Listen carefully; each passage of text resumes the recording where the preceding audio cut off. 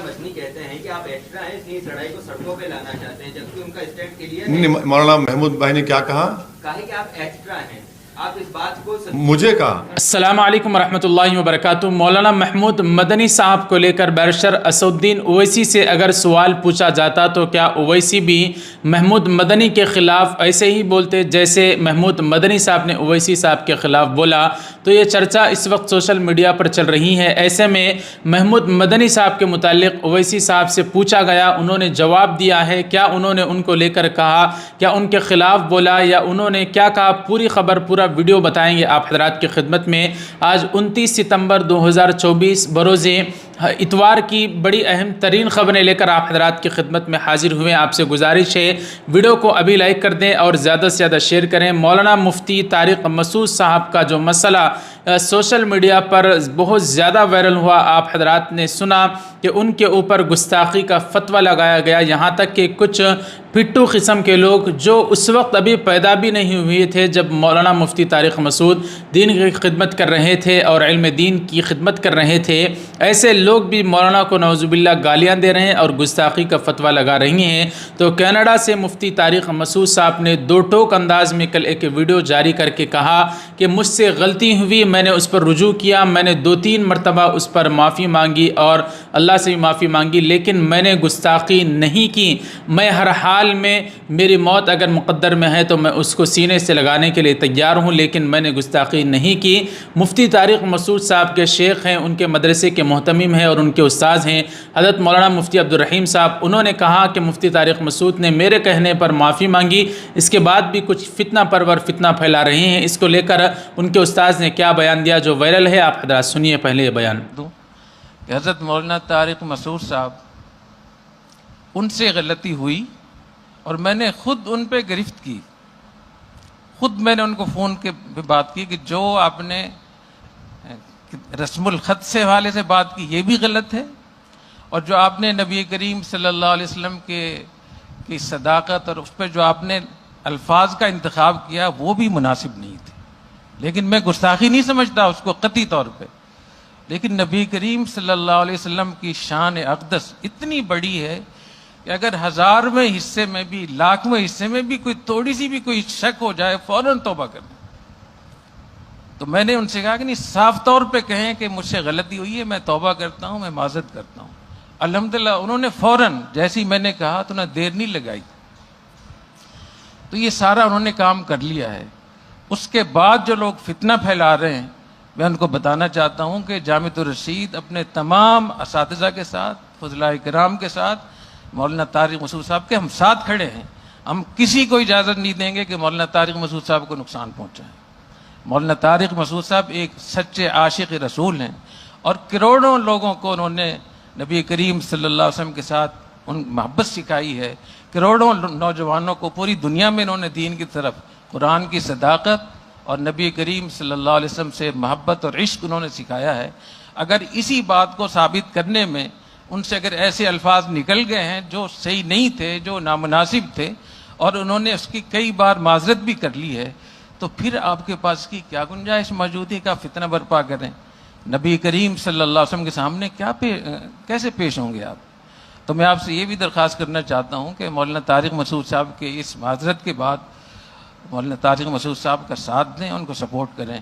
अल्लाह आपको बहुत ज़्यादा खैर अता फरमाए। अगर आप भी मुफ्ती तारिक मसूद साहब के सपोर्ट में हैं तो ज़रूर हमें कमेंट करके बताएं। नाज़रीन, आपने देखा होगा कुछ लोग ट्रेन में आते हैं, रेल में सफ़र कर रहे होते हैं, तो जिनको मुखन्नस कहा जाता है, वो चंदा मांगने के लिए, पैसा रुपया लेने के लिए आते हैं। लेकिन जब कोई दाढ़ी वाला या टोपी वाला या दीनदार किस्म का आदमी उन्हें नज़र आ जाता है तो वो उन्हें हाथ भी नहीं लगाते, वो देंगे तो ले लेंगे, लेकिन इज़्ज़त व एहतराम के साथ आगे निकल जाते हैं और उनका हम भी एहतराम करते हैं। लेकिन उनसे भी गए गुज़रे, यानी मुखन्नस जिन्हें कहा जाता है, उससे ज़्यादा गए गुज़रे कुछ लोग पैदा हो गए हैं। जब वो रेल में सफ़र में किसी मुसलमान को, किसी दाढ़ी रखने वाले, टोपी रखने वाले, सर पर टोपी रखने वाले को देखते हैं तो वो हिजड़े किस्म के लोग उनको मारते हैं, यहाँ तक कि मासूम बच्चों को भी नहीं छोड़ते। इसी तरह का मामला खुलकर आया है। कुछ मुखन्नस किस्म के लोग एक मदरसे के मासूम से बच्चे को और मुसलमानों को, यहाँ तक कि कुछ हिंदू भाइयों को भी वो लपेट देते हैं, मार देते हैं। वीडियो इस वक्त वायरल हो रहा है।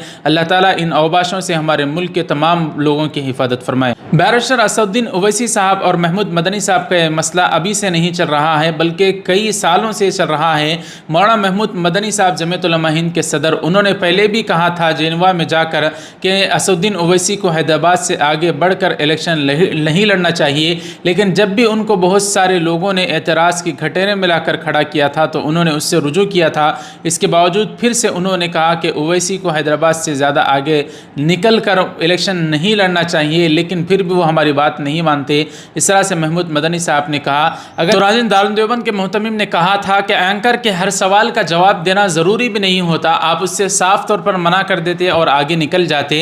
लेकिन जब मौलाना महमूद मदनी के मुतालिक ओवैसी साहब से पूछा गया, ये कई महीनों पहले का वीडियो है, उनसे पूछा गया कि आपको लेकर तो महमूद मदनी इस तरह से कह रहे हैं, तो चाहते तो ओवैसी उनसे बेहतरीन अंदाज में वो बयान दे सकते थे। ख़ुद महमूद मदनी साहब इस बात का एतराफ़ कर रहे हैं कि उनको बोलना बेहतरीन अंदाज में आता है, लेकिन असदुद्दीन ओवैसी साहब ने उनका लिहाज किया कि वो एक आलिम दीन है। अगरचे कि मुझसे उनको इख्तलाफ है, लेकिन इसका मतलब ये नहीं है कि मैं उनको जवाब दूँ तो गैरों के चैनल्स पर बैठ कर उनके इज़्ज़त को नीलाम कर दूँ और उनके ख़िलाफ़ बकूँ। उन्होंने साफ तौर पर ओवैसी साहब ने एंकर को दंदा शिकन जवाब देते हुए खामोश करा दिया। सुनिए ओवैसी साहब का ये बयान। एक के बाद एक आराम से मौलाना मदनी कहते हैं कि आप एक्स्ट्रा हैं, इसलिए हाँ।